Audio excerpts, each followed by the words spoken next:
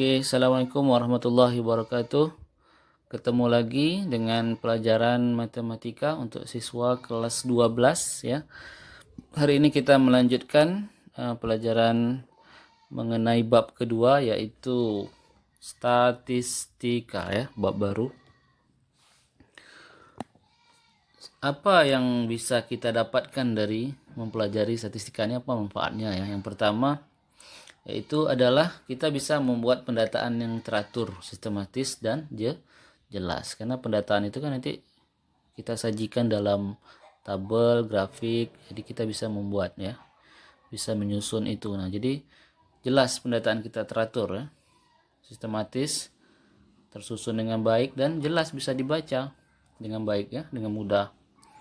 Kemudian yang kedua, manfaat kita mempelajari statistika itu adalah bahan pertimbangan dalam mengambil keputusan ya. Nanti apakah rata-ratanya dari sekian jumlah siswa, rata-ratanya ternyata siswa dari kelas 12 pintar-pintar gitu kan, atau ternyata dari rata-ratanya setelah dilihat siswanya rajin-rajin dan seterusnya ya. Itu bisa dijadikan bahan mengambil keputusan ya, statistika itu. Kemudian selanjutnya bisa digunakan dalam metode penelitian. Jadi kalau kalian nanti kuliah ya, jadi mahasiswa skripsi, itu bisa dijadikan metode penelitian. Jadi menggunakan statistika. Nah, bagi guru juga bisa dan bagi dosen juga bisa ya. Kalau guru membuat PTK, kalau dosen dia membuat karya ilmiah dan sebagainya ya, itu bisa menggunakan salah satu metodenya menggunakan statistika. Kemudian manfaatnya bisa memprediksikan ya. Bisa memprediksikan menang kalah dalam pertandingan, misalnya sepak bola. Pak contohkan misalnya pertemuan dari 10 kali pertandingan misalnya antara Indonesia dengan Malaysia misalnya, Indonesia menang 2 kali misalnya. Kemudian Malaysia menang 5 kali. Sisanya draw gitu kan, 5 kali draw. Berarti malam ini ketemu lagi misalnya Malaysia dan Indonesia. Jadi bisa kita prediksikan bahwa dari statistik tersebut bisa kita prediksi bahwa yang menang siapa gitu. Misalnya yang menang Malaysia, bakalan yang kuat peluang menangnya Malaysia kalau dilihat dari statistik pertemuannya. Nah, itu salah satu bentuk prediksi. Nah, manfaat dari kita mempelajari statistika ini ya. Dan bisa lebih dalam lagi ya, bisa lebih dalam lagi, semuanya bisa dikaji dari apanya ya, dari pertemuannya, kandang tandangnya juga ya kan. Bisa kita lihat dengan data-data statistika, itu gunanya. Kemudian berguna hampir di segala bidang ya. Statistika itu hampir di segala bidang, di bidang ekonomi ya, di bidang keuangan, kesehatan, di labor. Orang labor itu kan perlunya data statistika, penyakit ya kan. Banyak sekali ya, hampir setiap bidang itu menggunakan data statistika ya, hampir ya. Itu banyak sekali gunanya. Jadi sebagai dasarnya kita mempelajari ini, nanti mudah-mudahan bermanfaat kalau kalian nanti bekerja ya, atau jadi mahasiswa ya, dan bermanfaat. Oke, kita lanjutkan ya. Apa itu statistika? Kita akan mempelajari definisi dari pengertian dari statistika dan hal-hal yang berkaitan dengan statistika. Ya. Statistika itu apa? Adalah ilmu yang mempelajari ya, cara atau metode pengumpulan data, kemudian penyajian data, pengolahan data sampai dengan penarikan kesimpulan. Jadi metode atau cara itu yang kita pelajari ya.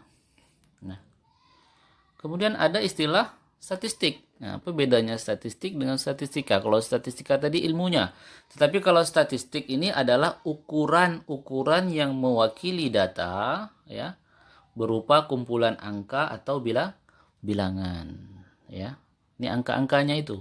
Angka-angka dari bagian dari statistika ini ada angka-angka yang kita peroleh itu, angka-angka itulah yang disebut dengan statistik ya, statistiknya. Oke, bisa ya. Kemudian berdasarkan kebutuhan terhadap pengolahan data ya, statistik itu dibagi menjadi dua ya. Statistik ini dibagi menjadi dua ya.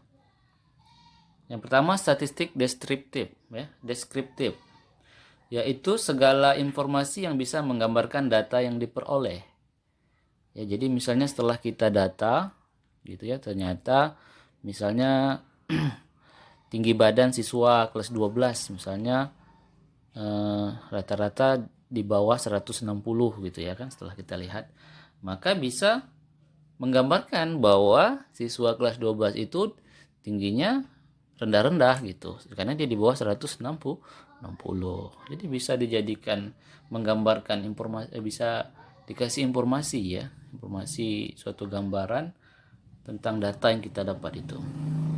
Kemudian istilah yang kedua adalah statistik inferensi.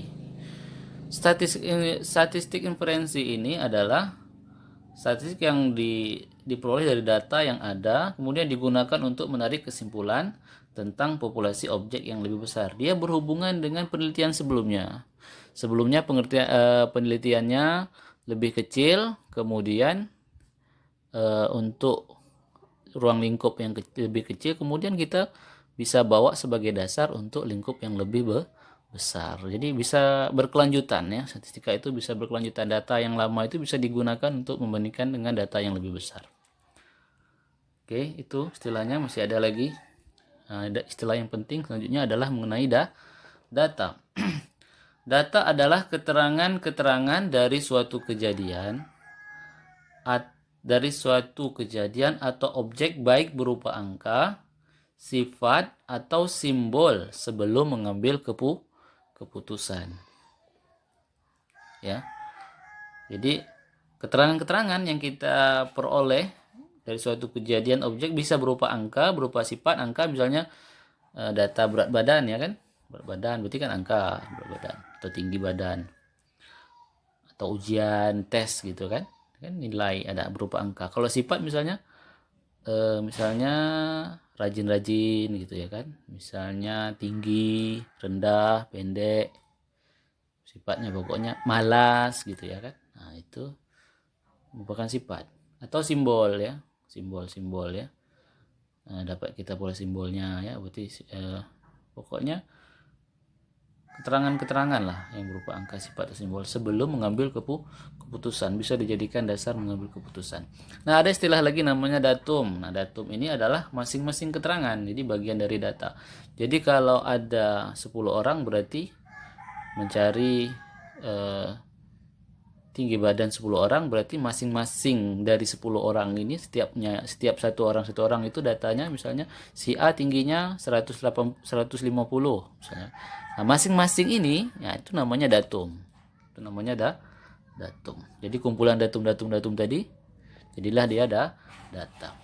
Berdasarkan banyaknya data itu terbagi dua, yaitu ada data tunggal ya, dan ada data kelompok. Nah, kalau data tunggal ini data yang biasanya 30 ke bawah ya. Jumlah datanya 30 ke bawah, dan dia tidak perlu pakai tabel ya, tabel distribusi. Jadi masing-masing dia cuman di bawah 30, jadi sedikit. Sedangkan data kelompok ini dia dikelompokkan. Nah, dikelompokkan dimasukkan ke dalam, dibuatkan dalam tabel. Karena dia lebih dari 30 perlu pengelompokan ya, perlu kelas-kelas ya. Oke. Nah, berdasarkan jenisnya, tadi berdasarkan banyaknya, berdasarkan jenisnya. Ada data kuantitatif dan ada data kualitatif nanti. Nah, kalau kuantitatif ya diperoleh dengan cara menghitung, mengukur ya, misalnya mengukur tinggi, menimbang ya, dites gitu ya kan. Nah, berupa angka datanya, misalnya data berat badan siswa kelas 12, misalnya beratnya 60 kilo, 70 kilo, kan ditimbang itu kan. Ditimbang kan berarti diukur ya kan. Diukur ya kan, atau dihitung ya, atau dicacah ya. Di berupa angka pokoknya. Dan ada data yang kualitatif sifatnya, dia berupa sifat atau berupa gambar dan merupakan gambaran dari kualitas dari suatu objek, apakah objeknya bagus, tidak bagus gitu kan. Nah, berupa sifat. Tadi yang sifat tadi ya, jadi ada dua berdasarkan jenisnya. Mudah-mudahan ini bisa dipahami ya. Nah, misalnya data mata pelajaran favorit siswa kelas 12. Nah, ini kan favorit kan bukan angka kan? Sifat. Misalnya favorit, ya sifat bisa kita kelompokkan ke dalam sifat. Karena dia bukan angka. Favorit misalnya matematika, ya kan? Misalnya ya. Favorit Pak, matematika favorit untuk ditinggalkan. Enggak ya? Udah enggak. Oke, kita lanjut. Kemudian ada istilah yang tak kalah penting juga, ada namanya di dalam statistika itu adalah populasi. Populasi itu adalah keseluruh objek penelitian, objek yang akan kita teliti itu semuanya. Kemudian ada satu lagi yang terakhir itu sampel. Sampel adalah contoh yang diambil ya dari objek populasi dan dapat mewakili populasi tersebut. Jadi dia bagian dari populasi. Kalau kita contohkan ya, misalnya kita mau mengadakan penelitian ini ya, statistika ini kan untuk penelitian gunanya. Jadi siswa SMA SMK se-Kabupaten Lingga ini akan kita ingin apa ya? Misalnya akan kita teliti mengenai pembelajarannya ya, tingkat pembelajarannya terhadap minatnya terhadap pembelajaran matematika misalnya. Untuk siswa SMA SMK se-Kabupaten Lingga. Nah, seluruh siswa SMA SMK se-Kabupaten Lingga itu merupakan populasi, kan dia objek kita. Nah, sedangkan sampelnya ya tidak mungkin kita akan mengambil semua siswa tersebut kan, karena keterbatasan satu-satu semua kan udah berapa banyak siswa yang ada di Kabupaten Lingga ini SMA SMK. Nah, kita ambillah perwakilan dari beberapa sekolah. Ya, misalnya berapa sekolah, berapa SMA. Kita ambil 5 SMA atau 3 SMK gitu ya.